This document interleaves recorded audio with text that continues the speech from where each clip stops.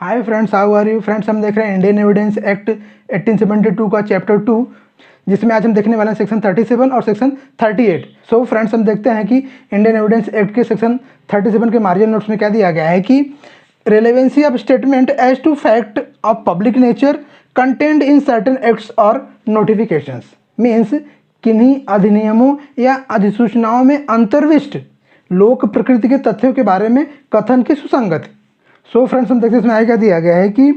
when the court has to form an opinion as to the existence of any fact of a public nature, any statement of it made in a recital contained in any act of parliament of the United Kingdom or in any central act, provincial act or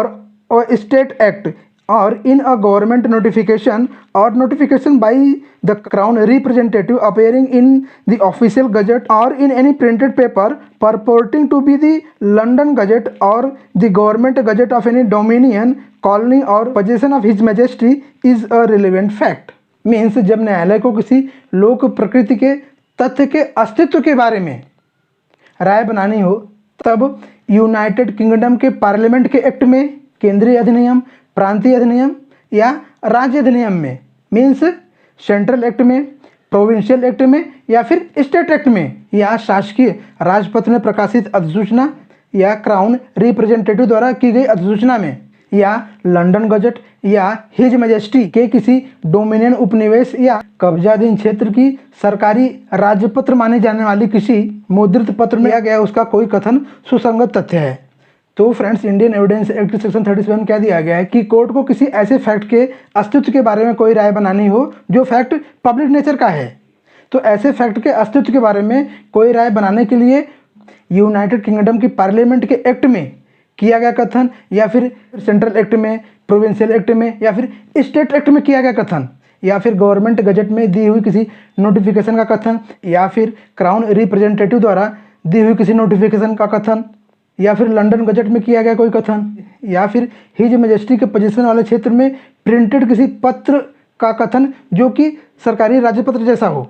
तो इन सब में किए गए कथन सुसंगत तथ्य होंगे, relevant facts होंगे। ठीक है, तो सिंपल सी बात है कि अगर कोर्ट को किसी ऐसे फैक्ट के बारे में कोई ओपिनियन फॉर्म करना है जो फैक्ट पब्लिक नेचर का है, तो ऐसे फैक्ट के अस्तित्व के बारे में कोई राय बनाने के लिए यूनाइटेड किंगडम की पार्लियामेंट के एक्ट में किया गया कथन, या फिर सेंट्रल एक्ट में किया गया कथन, या फिर स्टेट एक्ट में किया गया कथन, या फिर प्रोविंशियल एक्ट में किया गया कथन एडमिसिबल होगा। सो फ्रेंड्स, ये रहा सेक्शन 37। अब हम देखते हैं इंडियन एविडेंस एक्ट का सेक्शन 38। सो फ्रेंड्स, हम देखते हैं कि इंडियन एविडेंस एक्ट के सेक्शन 38 के मार्जिनल नोट्स में क्या दिया गया है कि relevancy of statement as to any law contained in law books. Means विधि के पुस्तक में अंतर्विष्ट किसी विधि के कथनों की सुसंगति। सो फ्रेंड्स, देखते हैं इसमें क्या दिया गया है कि when the court has to form an opinion as to a law of any country, any statement of such law contained in a book purporting to be printed or published under the authority of the government of such country and to contain any such law and any report of a ruling of the courts of such country contained in a book purporting to be a report of such ruling is relevant। Means जब न्यायालय को किसी देश के विधि के बारे में कोई राय बनानी हो, तब ऐसी विधि का कोई भी कथन जो किसी विधि की पुस्तक में अंतर्विष्ट हो और जो उस देश की सरकार के प्राधिकार के अधीन मुद्रित या फिर प्रकाशित की गई हो, और ऐसे देश की न्यायालयों के निर्णय की कोई रिपोर्ट जो ऐसे किसी पुस्तक में अंतर्विष्ट हो, जिसमें ऐसे जजमेंट रिपोर्ट किए जाते हैं, जिसमें ऐसे निर्णय रिपोर्ट किए जाते हैं, सुसंगत होगी। So friends, Indian evidence act के सेक्शन 38 के अनुसार अगर कोर्ट को किसी देश के लॉ के बारे में कोई ओपिनियन फॉर्म करना हो, कोई राय बनानी हो, तो उस देश की जो लॉ की बुक है, जो उस देश की सरकार की अथॉरिटी द्वारा प्रिंट और पब्लिश की गई है, उसमें जो कंटेंट है, उसमें जो स्टेटमेंट हैं, वो रिलेवेंट होंगे, और उस देश के जो कोर्ट्स हैं, उनके जो जजमेंट हैं, वो जिस पुस्तक में, जिस बुक में रिपोर्ट होते हैं, वो भी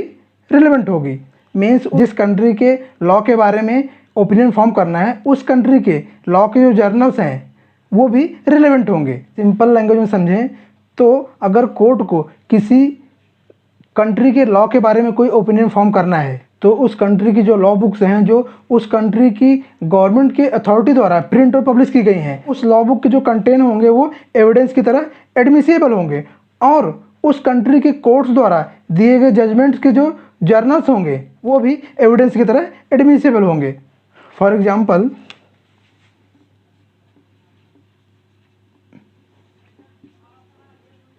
इंडियन कोर्ट को अगर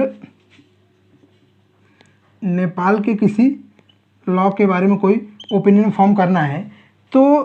नेपाल गवर्नमेंट द्वारा जो उनकी लॉ की पुस्तक जो पब्लिश होती हैं उस पुस्तक के जो कंटेंट हैं वो नेपाल के लॉ के बारे में जो ओपिनियन फॉर्म करना है उसके लिए रिलेवेंट होंगे। और नेपाल के कोर्ट्स के जो जजमेंट होंगे वो जजमेंट जिन जर्नल्स में पब्लिश होते होंगे वो जर्नल्स भी नेपाल के लॉ के बारे में ओपिनियन फॉर्म करने के लिए रिलेवेंट होंगे। ठीक है, तो यही दिया गया है इंडियन एविडेंस एक्ट सेक्शन 38 में। सो फ्रेंड्स, आज के लिए बस इतना ही। हम फिर मिलेंगे अगले लेक्चर में इंडियन एविडेंस एक्ट के एक नए सेक्शन के साथ। तब तक के लिए नमस्कार।